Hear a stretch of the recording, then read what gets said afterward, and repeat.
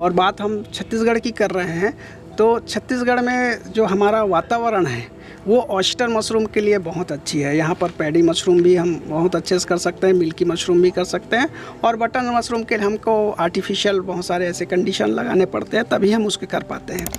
नमस्कार साथियों, अखिल agriculture YouTube channel में आप सभी का स्वागत है। साथियों, आज इस वीडियो के माध्यम से हम आपको ऑयस्टर मशरूम का फार्मिंग कैसे करते हैं उसके बारे में जानकारी देंगे। नमस्कार, मैं डॉक्टर दिलीप कुमार, सहायक प्राध्यापक हूँ ग्रामीण प्रौद्योगिकी एवं सामाजिक विकास विभाग में, गुरु घासीदास केंद्रीय विश्वविद्यालय बिलासपुर में।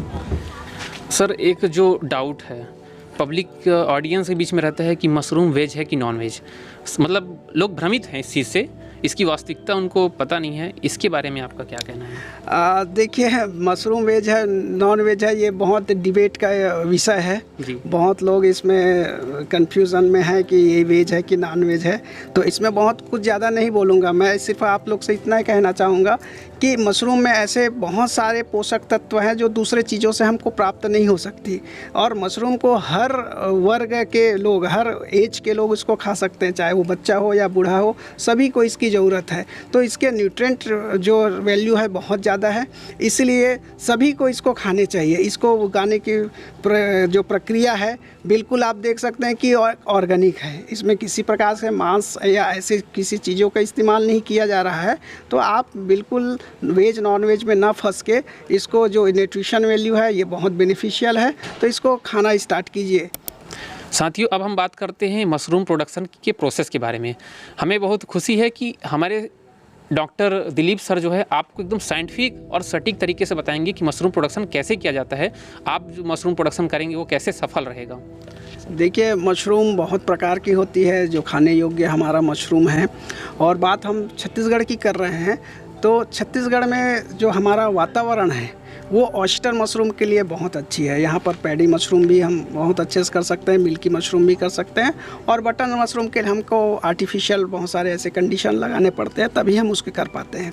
जैसे हम बात कर रहे हैं ऑयस्टर मशरूम की, तो ऑयस्टर मशरूम हम आसानी से उगाते हैं और सभी जगह ऑयस्टर मशरूम उगाया जा रहा है। ऑयस्टर मशरूम उगाने के लिए सबसे पहले हमारी जो ज़रूरत है वो हमें पैरा की कटिया चाहिए, जिसमें पैरा का मतलब कटिया चाहिए। ये धान का कटिया भी हो सकता है, आपका गेहूं का भी हो सकता है, ज्वार का भी, बाजरा का भी। तो इसमें हमको वो जो पुआल चाहिए उसका इस्तेमाल करते हैं।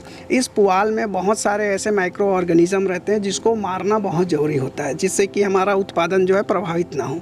तो इसको हम लोग उपचारित करते हैं। उपचारित करने के लिए कुछ केमिकल्स होते हैं, जैसे कि बाविस्टिन और फॉर्मेलिन, इसका हम लोग मुख्यतः इस्तेमाल करते हैं, और इसको 24 घंटा तक हम लोग उपचारित करते हैं। फिर दूसरे दिन हम इसको निथार लेते हैं। निथारने के बाद इसको सूखने के लिए डाल देते हैं, बिछा देते हैं। जब ये अच्छे से सूख जाता है, इसमें मॉइस्चर जो है कम हो जाती है, लगभग 50% मॉइस्चर अच्छा माना जाता है।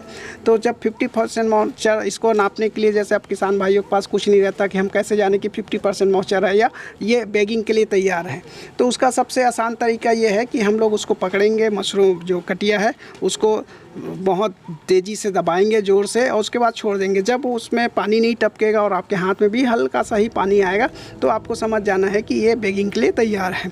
जब ये बैग हमको अब बनाना है, तो बैग बनाने के लिए अलग अलग प्रकार की पॉलीथीन होती है, वो आपके ज़रूरत के हिसाब से मार्केट में बहुत सारे पॉलीथीन हैं जिससे हम बैग बनाते हैं। तो बैग बनाने के लिए अपने सुविधा के अनुसार आप पॉलीथीन खरीद लीजिए। उस पॉलीथीन में नीचे का जो इलाका है, हिस्सा है, उसको हम लोग धागे की सहायता से या रबड़ की सहायता से बांध देते हैं, जिससे उसके नीचे का सरफेस जो है गोल बने। गोल बनने से ये होता है जब हम उसको रखते हैं, चाहे हम हैंगिंग के रूप में रखें या किसी स्थान पर रखें, तो वो अच्छे से वहाँ पर रख सकें। तो ये हमारा उद्देश्य होता है। तो उसके लिए बैगिंग करने के लिए हम स्पॉन लेते हैं, जिसको हम लोग मशरूम का बीज भी कह सकते हैं। वो स्पॉन अच्छी क्वालिटी का होना चाहिए, उसकी पहचान भी आपको होनी चाहिए कि ये सही तरीके से बीज तैयार है कि नहीं है, क्योंकि उसी से ही हमारा जो है उत्पादन शुरू होगा। तो किसी प्रकार से कंटामिनेशन ना हो, उसमें किसी प्रकार के दाग धब्बे ना हो, इसका विशेष हमको ध्यान रखना है। जब हम अच्छे किस्म का हमने स्पॉन ले लिया है, स्पॉन को हम कटिया के साथ बैग में भरते हैं, और साइज़ होता है मशरूम के बैग का, जैसे हम लोग अभी इस्तेमाल कर रहे थे, जो साइज़ था वो 16-21 का साइज़ था।